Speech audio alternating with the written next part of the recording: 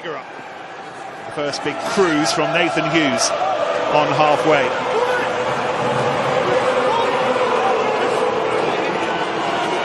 Dan Robson at scrum half to begin with for Wasps. Taken on by James Haskell. Then Launchbury. Robson again. He had a bruised hand, which meant he missed the game last week, but he's fit to start today, and Haskell with the early handoff. And then the option provided left by the fullback. Here goes Smith. Oh, he didn't hang around with it. He was trying to find Launchbury, and it's gone loose. And for the first time, Chiefs can try and do something with it. Ball in hand, but not for long. Gareth Steenson just happy to punt it long. And Frank Halai will chase his own kick.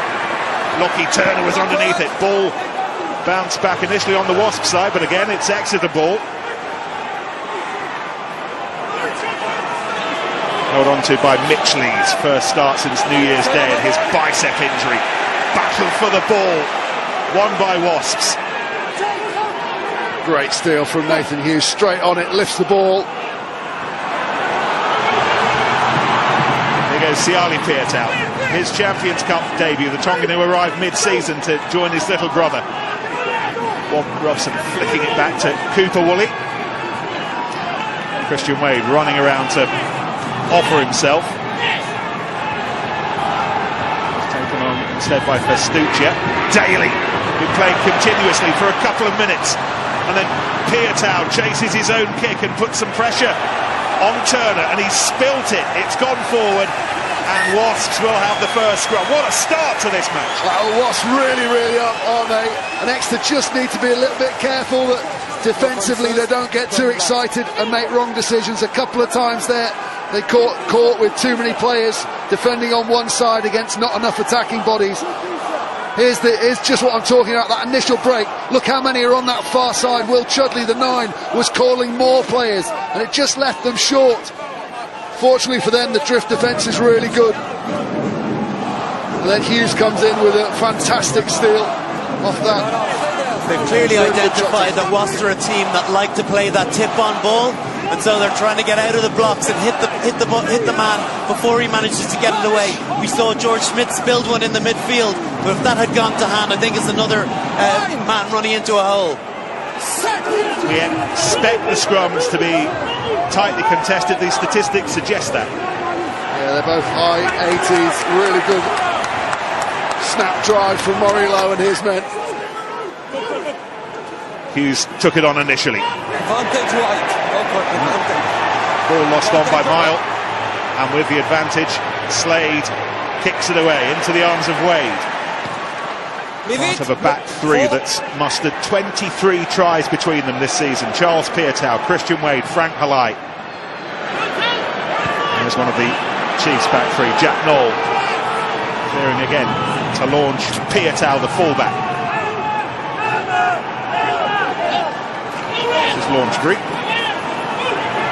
Close proximity as second row partner today, Kieran Mile. Bradley Davis starting on the bench. Siali Pietau drove it on. This is Matt Muller.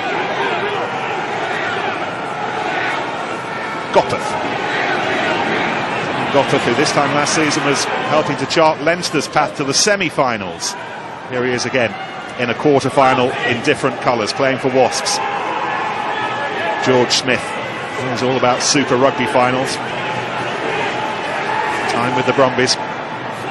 Daly off his bootlaces. There was a hint of the forward about that as he tried to cotton onto Haskell, and it was spotted by Romain Poit. A snap call probably from Haskell just to ask for the tip on. I think Daly initially was expecting to put it behind Haskell's back. He saw a little half glint of opportunity in that Exeter defensive line. The ball down by her knees.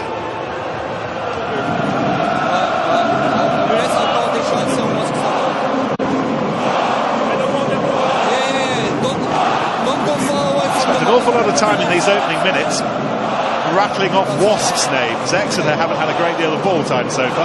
No, they haven't, and we all know that defending takes an awful lot more out of you, so they need to get their hands on the ball and just get a little bit of territory. We've been playing a huge amount around the from halfway to 22. They just need to settle things down, but as you as you heard Rob Baxter say, he doesn't want to be kicking away first phase possession. Expect them to have a go. If it's not on, then they can kick contest. Two sides brimming with confidence, and the first significant shove scrum-wise leads to a Wasps penalty. Well, for the first two scrums, you'd imagine that neither side wants to put into the ball, because number one? when Wasps put it in, Murray Lowe really came back, and Nathan Hughes just managed to pick and take it away from the breakdown. This time Exeter couldn't clear the ball through Thomas Waldron. Is that Luke Cowan-Dickey down? It's Ben Moon who's down. Brian, what have you got? Yeah, just touching on Ben's point about where the space is and how hard Exeter are coming up. Just have to be very careful you don't get too narrow, where your eye line is, looking in, knowing what sort of speed they have out with Piatau and Christian Wade out on the wing. If that pass goes out in front rather than sticks him inside shoulder, I think we've got a different situation. They're able to scramble and manage to get the tackle done. The role of the fullback as well, Lockie Turner, in that situation. He's not used to playing there for the Chiefs. It's usually Phil Dolman. He's not played a great deal with this side, but he's going to have to be on his mettle covering that kind of space. And it's all about pendulum. You've got to play with your winger. So when your winger plays in that far, it makes you very vulnerable. Not only do you have to cover the backfield in case any kicks go through, but then you have to chase up and slam that gate shut and make sure your blind winger then is covering the space that you vacate. Phil Dolman hurt his calf early on against Worcester, you may well know. Lockie Turner doesn't lack for experience. 15 Australian caps. The last of them, albeit 4 years ago against Wales. He had a bit of time with Toulon during the World Cup, covering for star name absentees, scored 4 tries. Very handy man to have coming in the absence of Dolman. And they've travelled up in their numbers from the southwest. The M5 a little bit sticky, which will surprise nobody, but they are here in big numbers. Ben Moon continues to receive some treatment. His charting the history of Exeter have been busy in recent years. So many firsts to catalogue, and this another, of course. First time ever in the Champions Cup quarter-final. The club now very much part of the continental elite. We're here for the first time. Well within the range of Jimmy Gopperth. First opportunity for points.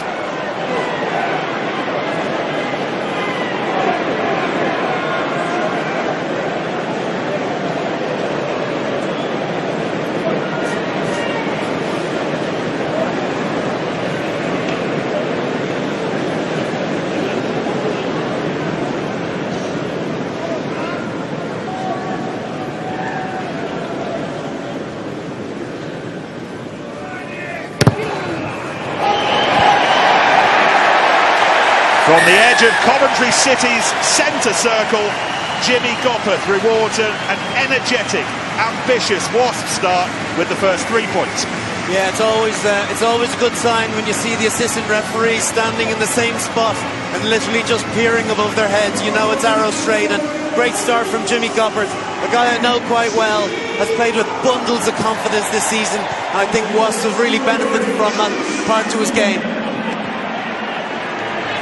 Woodburn was chasing that hard, but Nathan Hughes was rock solid underneath it there. Yeah, no thoughts of kicking short from Exeter though. They want to utilise that pressure valve that they can switch off by getting into the Wasps half. This is Turner.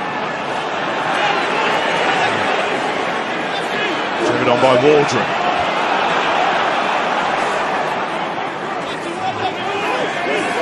Time for Morillo to stretch his legs. Winning Scotland caps again during the Six Nations. Steenson, now Exeter running it for the first time, and Steenson finding some gap that was quickly closed up by Wasps' defence, but not before he'd made some metres. This is Parling, 50th European game for him. Newcastle, Leicester, and now Exeter. Luke Cowan-Dickey acting as the link.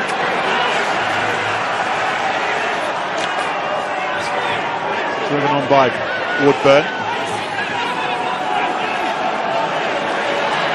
Well, that's nicely done. Steenson brilliantly. Noel, he sensed that Parling was the only option outside, so he took it back in field. But then he couldn't recycle. Yeah, and Jeff Parling almost got stuck out there, not able to latch on to him and secure the turnover. Some good handling in all that from Henry Slade. It's interesting to see when Steenson gets caught in a breakdown. They've got that outlet with that man who could just step in at first receiver, so comfortable playing 10. But what an opportunity here. They create the numbers with Stevenson drifting across. No one expects him to go himself.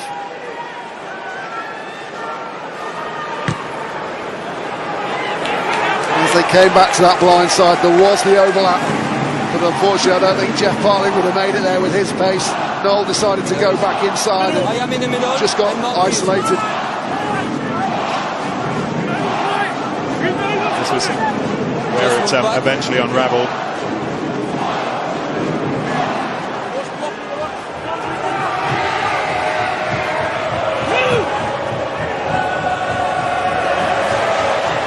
Robson, Goppeth, Hughes running hard. That first up defence is going to be critical today. It was Salvi who executed it.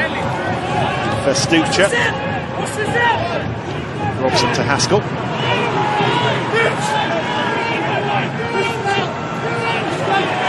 And a penalty. Too slow to release first and on the way. Dickie unable Too slow to move release away. first and on the way afterwards. Exeter defence is such a strong part of their game.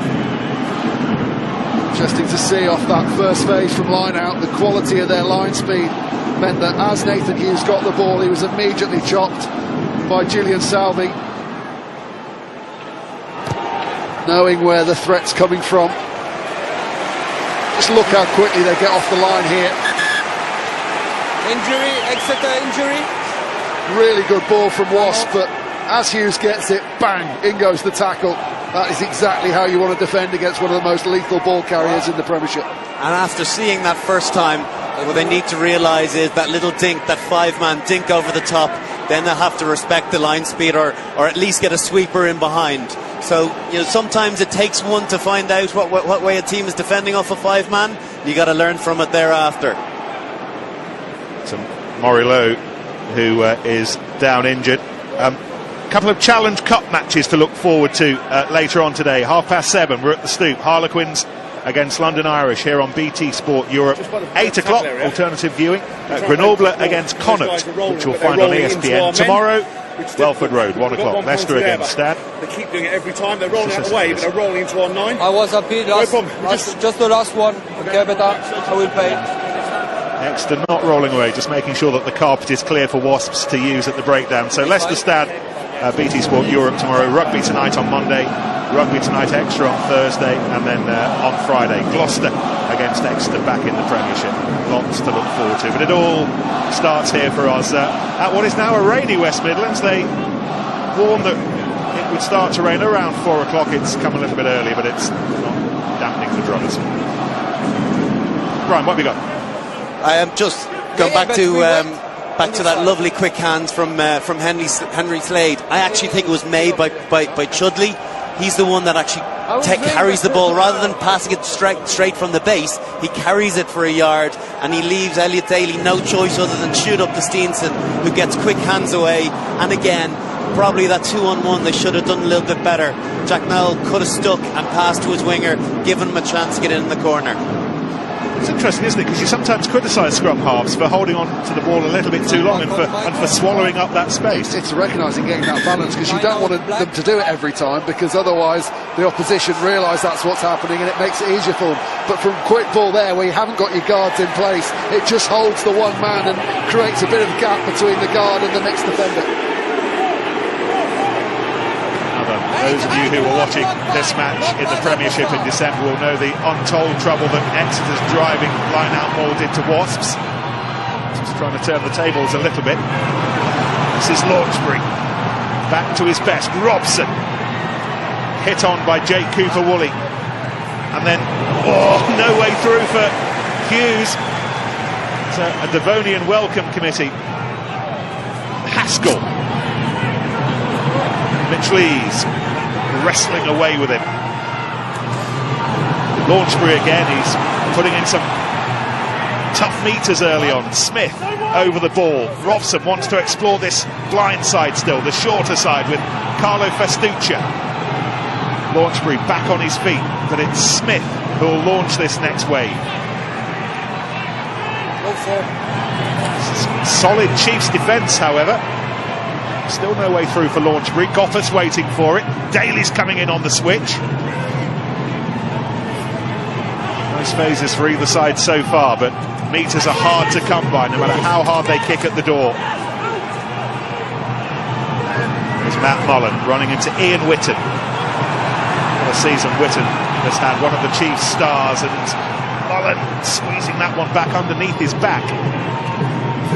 Hughes. This is like pounding teak, trying to make a dent in this Chiefs defence. Well, as Wasps, I'd be asking the referee just to check that Exeter are getting to the back foot every time, as they're getting swallowed up by line speed, but the Chiefs aren't retiring quickly enough. They'll win this penalty though.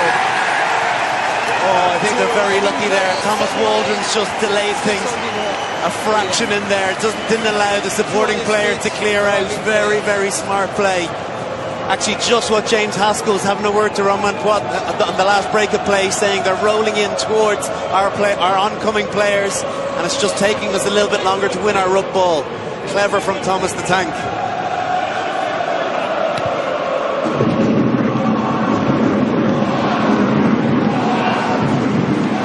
And all about the line speed. Here's Waldron onto the ball, doesn't quite get it, just stays on his feet initially, which probably helps him out. That right knee on the floor, and then he moves away, but he's already blocked the runners from coming in, allowed the two players who go down onto the ball to get a grip onto it. Time off. We love those little battles. It was actually in the end a big battle, because Chiefs have been defending for a good 60 seconds, but they celebrated that like it was a try being scored. They did, and I have to say I was very impressed. Wasps are doing exactly what they needed to do. You've got to exhaust the defence rather than going one side to the other. They were using the whole width of the field, trying to sever the defence, making Exeter work around the corner. Alas, it didn't work out that time, but when you get tired legs and sometimes players' default will be I'll just get up off the ground and stay put rather than work around the corner, and then you'll get numbers down. Chiefs might have a little bit of concern about the fitness of Morillo. That's the second time in quick succession he's needed some attention at the breakdown. Keep an eye on that. Luke Cowan-Dickey playing in Europe again for the first time since November, finding Chiefs just trying to exert some control, going back to tight, a bit further out than we might usually see them, but they just want to really wrestle some of this momentum away from Wasps at the moment, and they're doing a good job. That's where it started, and the further it goes, the more the referee's looking for where they're coming in from, but he's asking them to use it now. Bouncy ball, Steenson. Hint of the knock on there, but on we go. Gathered in by Woodburn.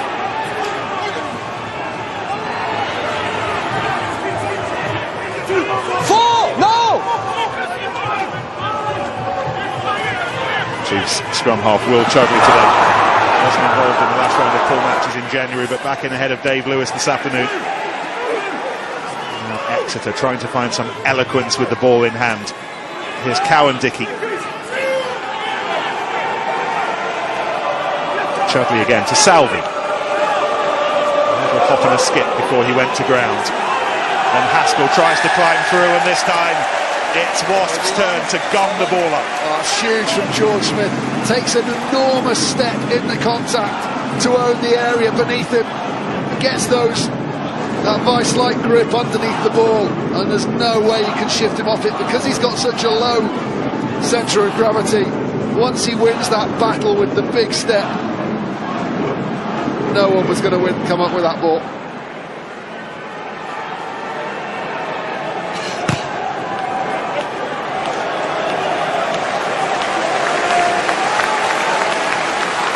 Look at that, 3 Exeter Chiefs players and the man on the ground, and he still manages it. Look, arm completely legal, ball wrapped around, 2 hands wrapped around the ball, I should say, and even while he's getting impacted, he still manages to stay on his feet. To still be able to do that 15 years from your Australian debut is mind-blowing.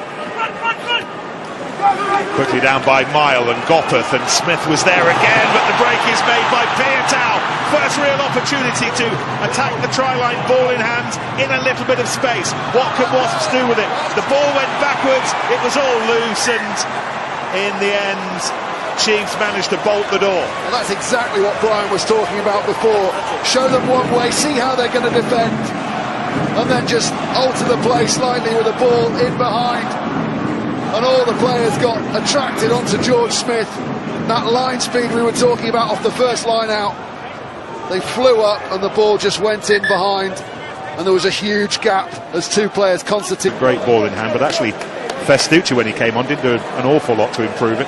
What Northampton did really well that day was they realised that a new hooker isn't as good at the shape throws, so they just constantly put players up in front of the Wasps jumpers, and it meant that Ashley Johnson couldn't go to that fast flat throw, which you don't have to be quite as accurate with. If you can beat them for speed into the air, that's the ideal. So if you can get up in front, it means they have to be so accurate in just dinking it over that first defender.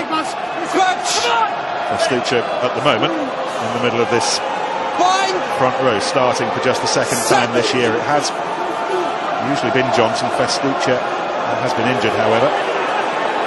Will Chudley picked up off the bat by the Turkey, Thomas Waldron. They rode the tackle so well, but off their feet. Again, that's another thing that Romain Poit penalises a lot for. And he's disappointed because he did everything that was asked of him. Rode the first tackle, got away from George Smith, gave the players getting up from his scrum the forward run where the Wasp players had to retreat, but they couldn't keep their feet. Players going on their feet. Lovely pitch. Just look how he drops, pushes his legs away from the tackler. First man in springs back to his feet, but then the next man in, it's Chudley, knocks Whitten off his feet and makes a really bad picture for the referee with 4 white shirts all on their stomachs.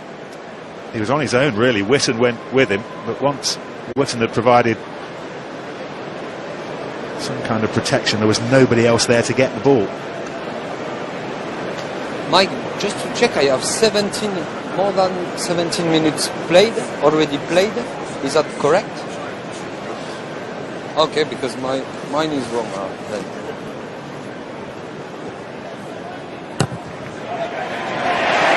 Jimmy Gopperth, 2 from 2. Wasps 6, Exeter 0. Let's have a word with Wasps boss David Young. Is this going to plan, Di? Is this how you imagined it panning out early on? Well, certainly we've got a decent start when we played them here in December.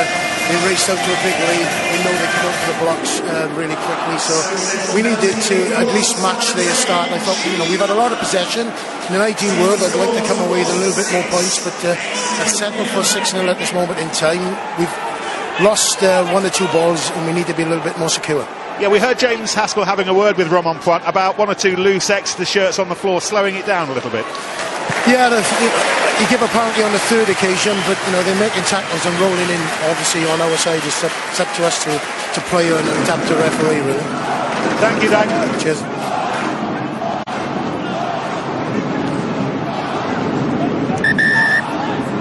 Black. It's Cowan Dickey replaced Dylan Hartley in the closing minutes of that Grand Slam match in Paris. Ooh, and that's plucked out of the air by Launchbury. First line out that's been lost, and Robson quickly sensing that there was space. It is filled by Ollie Woodburn, who is playing as well as he ever has. Hat-trick against Worcester. Oh. Smith. Gopperth. Running over halfway, still running. Takes the tackle. Picked up by Smith. This is Halai. Smith again. Feeds Kiernan Mile. Now Launchbury's getting through a lot of work in the first quarter of this match. They're starting to get narrow down that side now. Attempted offload out of the tackle, very nearly sprung Christian Wade. Yeah. Well, they've gone again quickly now. Exeter, a lot of space out here. Thomas Waldron stopped midway between the 22 and the 10. Kiernan Mile is in a lot of pain. He's got a problem with his right leg. He's trying to involve himself in this defensive set, but he can't. So Wasps man down here. How much ambition do Chiefs have to try and find the hole that might exist somewhere? Steenson, Slade, away quickly behind Knoll. A little juggling and then some stepping to evade Daly. And he runs into Frank Halai. Thomas not the only tank on the pitch today. We've got Frank the Tank Halai as well. Use it, White! Kiernan Miles still receiving treatment. Chudley goes long. Piatau's there, but it's Goppeth to whom the ball bounces. Steenson. Goppeth had scampered backwards to cover that space. He knew where the ball was going, but it was a bouncing ball that will put this Wasps line out under some pressure. Huge opportunity for Exeter now, because we heard Dai Young saying that everything had gone to plan so far. He said that the 22 is the try line when you play Exeter.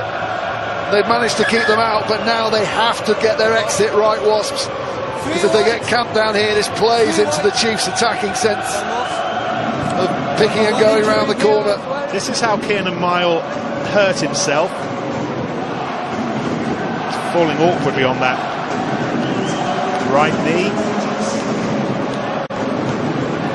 I thought Exeter had actually had blown a great opportunity. They had huge numbers over before they got into some kick tennis. Managed to win this one with a great territory kick. And we were wondering about the fitness of poor old Morillo. He took a couple of treatments early on, and he's been replaced by Harry Williams. We're being told it's tactical. I find that hard to believe at this stage in the match when Lowe's been down as often as he has. I don't think that's tactical either. Kiernan Miles makes an early exit as well. Murray Lowe was blowing more than myself and Ben walking up these steps on the way to the commentary. Maybe he was. He's a professional athlete, we have an excuse. Go out there and give us a hard 20, Murray. So here comes Bradley Davis, and sympathy for Kiernan Miles, who'd won the vote to start ahead of the Welsh international, but Davis will get to play the last hour of this match. This is what I was talking about, just 5% down, and most of it's been Wasps possession. They've got a win here, they've lost probably their primary line-out caller in Miles. Davis given no time to settle himself in. To him was the call, and he caught it. Lockie Turner playing to their head of Phil Demo. He nearly found his way through that. Door was closed by Piatau. Waldron was the dummy runner. Tackle made by Robson. Waldron back in the slot, trying to link up with Salvi. 19 away. Okay, look at the work of Haskell in that red cap. He's never far away from the fire, particularly defensively.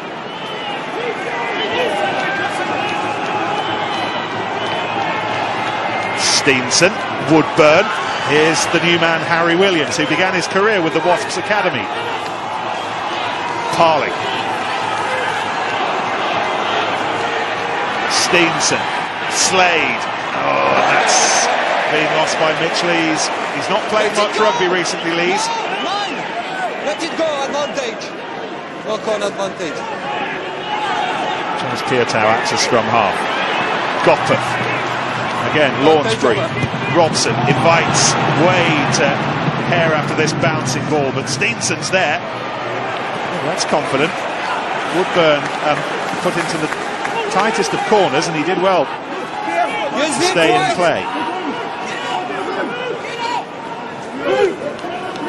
This is Don Armand, deferred ahead of Dave Ewers as the starting blindside flanker.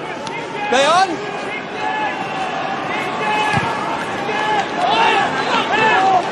Goppeth's underneath this. He's lost it forward.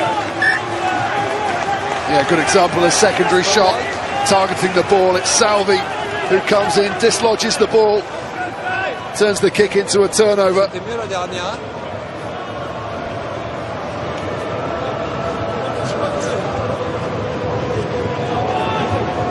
Go first man in, goes low, Lockie Turner. Let's go, we set. And then Salvi targets the ball. A little bit of help from Ollie Woodburn, I think. It might have been a hand from Woodburn. He looked across to the referees saying that I didn't do anything. But they've got the foot in. Wasps back in a competition that perhaps define who they are and how they like to play, even more than the Premiership this season. Ease their way out of the nastiest of looking pools. Toulon, Leinster, Bath, and in the end they did it with Summerland. Putting together a scrapbook of some of the highlights of their season so far. There'll be a decent percentage from this competition. Exeter finding the answer to the most complex of mathematical conundrums to qualify from their pool. You remember that win against the Ospreys, tied in with Clermont's defeat at home to Bordeaux. That they find themselves in this quarter-final as well. So, Nick, I think a little bit of inaccuracy of quality of pass has really cost both teams today, but a great attacking opportunity here. You know, essentially this is what you're looking for from a backline point of view. 6 attackers against 4 defenders. But you never get the ball from those perfect situations. That left-hand scrum that you want invariably ends up in a penalty. I think Wasps probably felt that it's a dangerous scrum and wanted to get the wheel on. They went too far, didn't they? That man there, Harry Williams, found the gap outside him and just pushed into it, sheared them off and wins the penalty. And if Exeter do want an attacking platform, this is it from what we've seen this season so far from them from Devon. Why pass, Brian, when you can do more pushing? Actually, they've set themselves up very nicely here.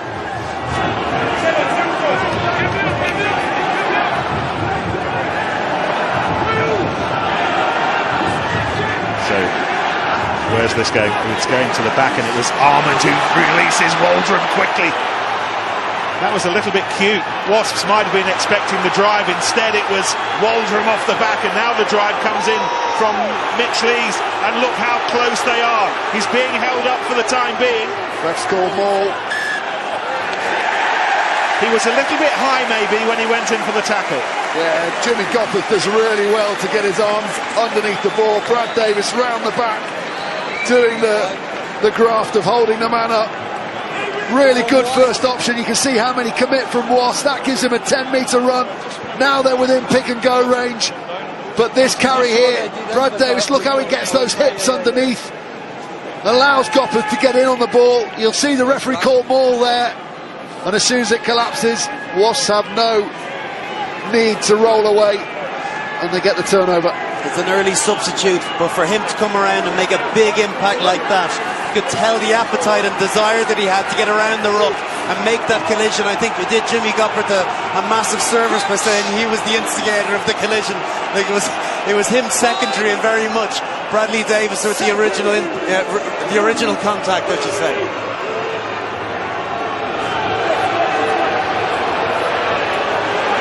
Oh, Hughes was under enormous pressure there. And he finds Pietau, but it wasn't without risk. However, Robson now has slightly less wobbly drawbridge to try and make his escape. That is a very, very good clearing kick from the scrum half.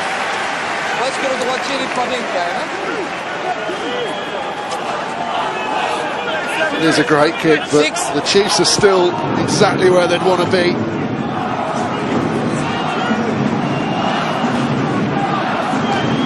This one played by Lees, try scorer here in the Premiership earlier in the season when they wrought so much damage from that particular part of the game. Cowan-Dickey.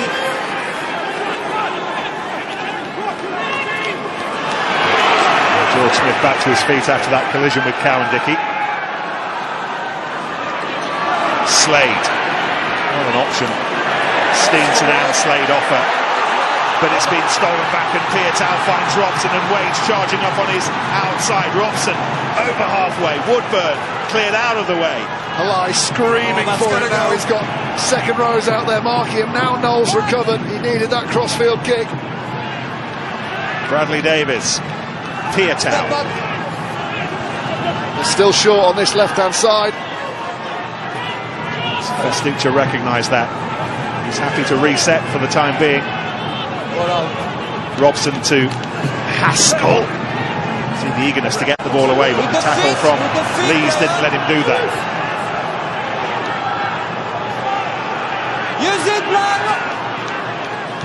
Smith. It's Wade doing his best to try and drive over that ball.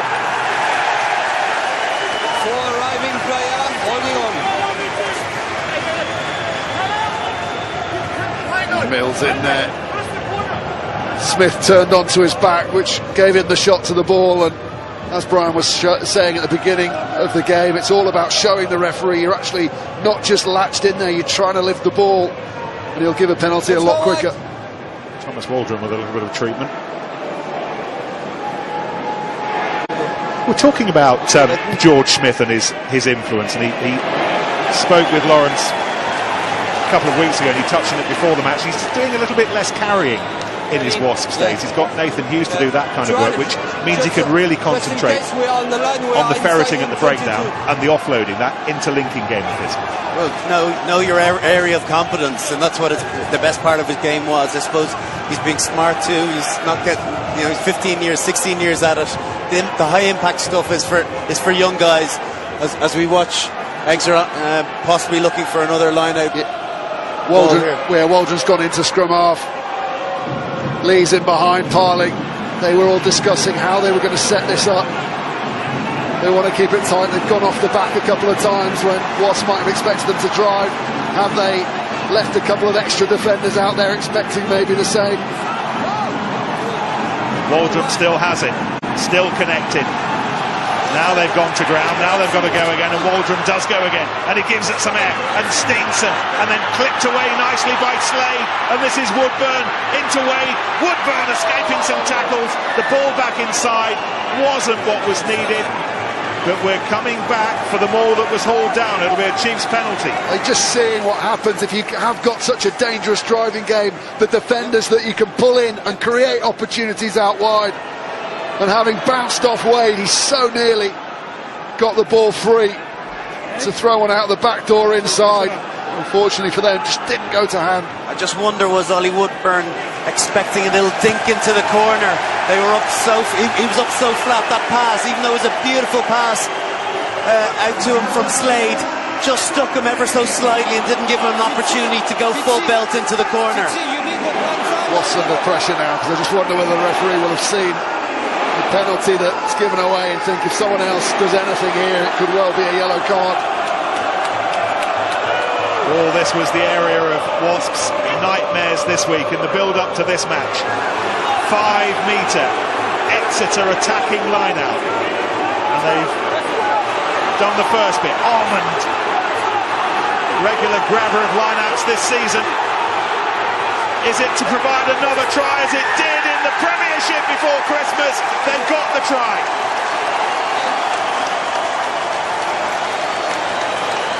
The area that they earned so much from in the league in December brings them joy in Europe in April. Virtually unstoppable. If you don't get them going backwards and finish them off, they just regather. And look how many black shirts get lost on this right-hand side of our picture now.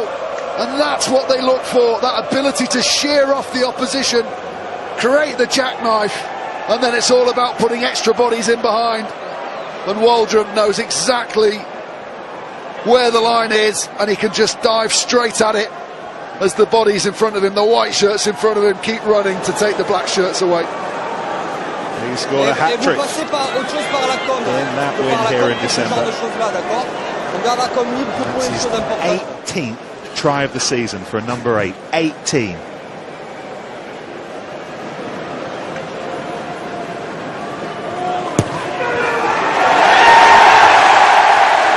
Well, we knew how the lead might be won back, and that's how it has been won back. Chiefs 7-6. Ben, recently we've seen an awful lot of teams not committing to the line out, not trying to create any more and going in and tackling the ball carrier.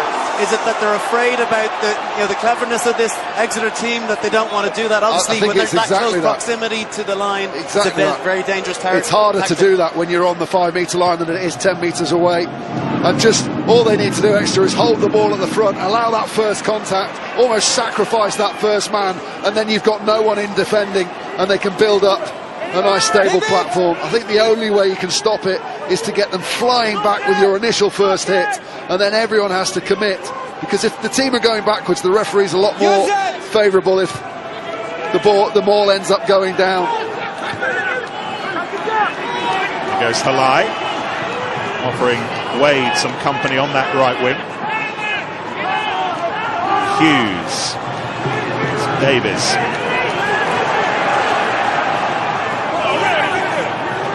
Robson. It's been lost by Smith, and after on the ground playing the ball. Encouraging first 20 minutes for the hosts. On the ground playing the ball. A little bit the last 15, but it's a Wasps penalty. No, just can you mouth shut. Playing the ball on the floor, we heard Romain Poit say. There's Mitch Lees over the top. He's okay there, but then he's on the floor and he can't kick out at it.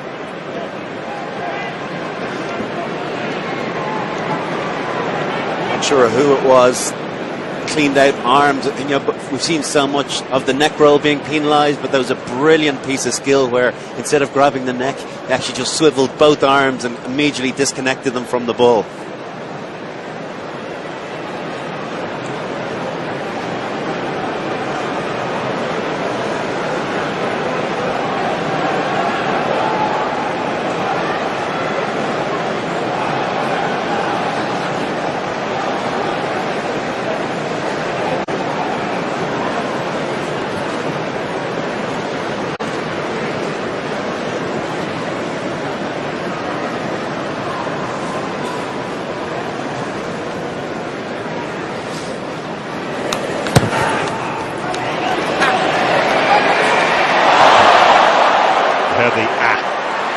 As soon as he hit it, but there's still work to do for Slade, and Slade revels in that work. This is Witten.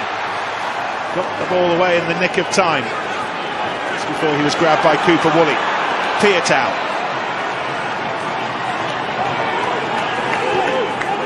Wearing an Ulster shirt from the Champions Cup next season. This is Festuccia.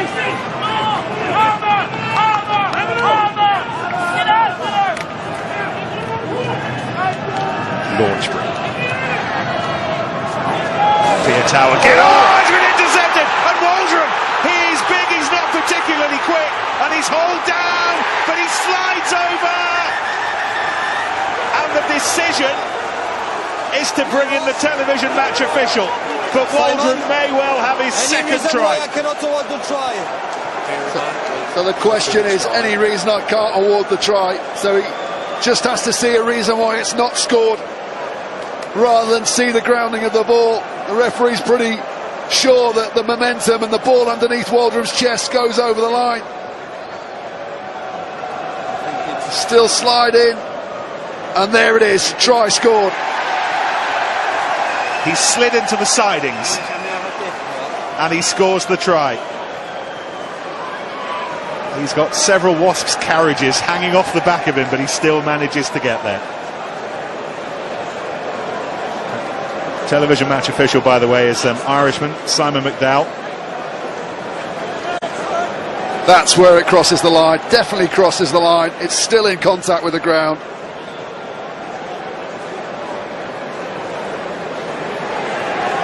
Small drop of rain we had before the game has really served him well in this instance. You wouldn't often get to slide in. I know he's carrying a lot of timber with him, but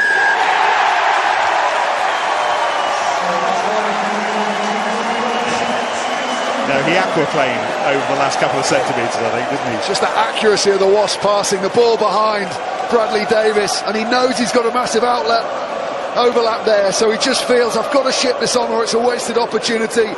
But he is one of the smartest rugby players around, and knows exactly when to come out of the line, reads the play, and then rolls downhill towards the try line. And what we were saying early on in the game, they have to be careful, not to play too aggressively and get caught out. Absolutely paid into their hands on that occasion. Quite remarkable, this guy's strike rate.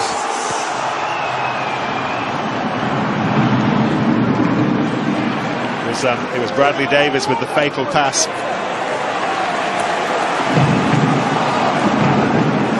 He needs a bit of support as well. He needs the people outside him saying, hold on to it, don't ship it on, because he's blind, he's facing away from the posts because of the pass that he's received.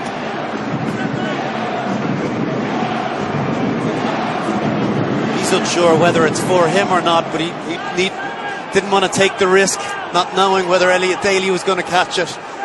The error was, don't pass on a bad pass. Haskell leaping. Festuccia locking onto that, and now Launchbury is when he needs to involve himself. It's been a very good 10 minutes for Exeter. They've repelled that and they've got the scrum.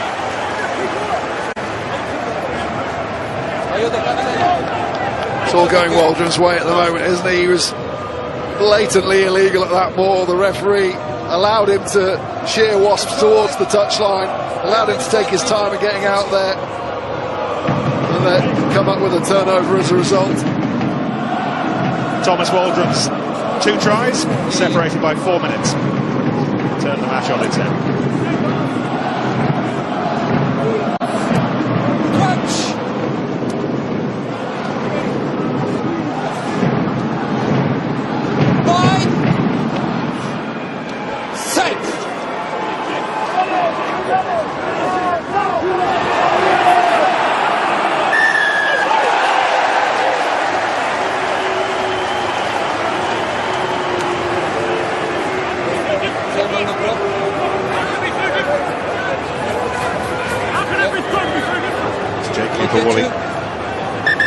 Time off 2 on the mark. Cowan Dickey. Number 3. C'est l'angle de poussée. We've had the Indian sign over Wasps since they arrived in the Premiership in 2010. She won 10 out of the 13 matches, including that big one here that we've been talking about in December. 41-27 in the end that day. They got off to a really powerful start. Wasps got themselves back into it before the Chiefs pulled away at the end.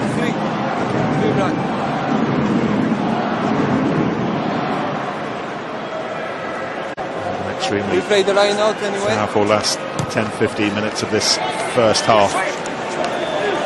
Will take them into the break in the lead.